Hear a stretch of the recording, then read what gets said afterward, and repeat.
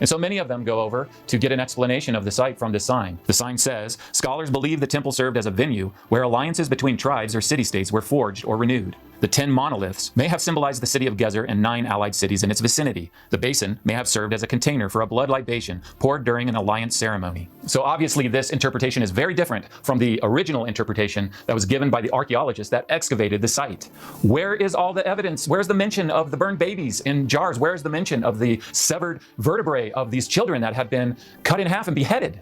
What essentially has happened is they've removed the crime from the crime scene, therefore making it not a crime scene at all. It's very different if God calls for the complete destruction of a people who are just making an alliance with each other than if he's calling for their destruction because they're murdering innocent children.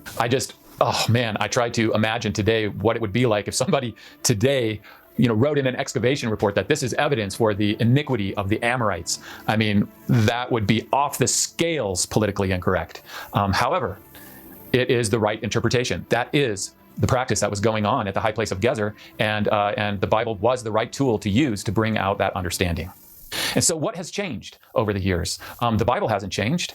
The evidence in the ground that was found hasn't changed. What has changed is scholarship's interpretation of this type of evidence. Because over time, as the field became more and more secular, then the secular agenda, which teaches that man by nature is basically good, couldn't have a bunch of Canaanites running around sacrificing children. And so the later interpretations were these alliances and were these other explanations of what this evidence actually was, which overturned the previous biblical interpretations that represented what actually had happened in these places. And so as I was taught in my archaeology classes over and over again, I was taught that there is no evidence at all that the Canaanites sacrificed their children.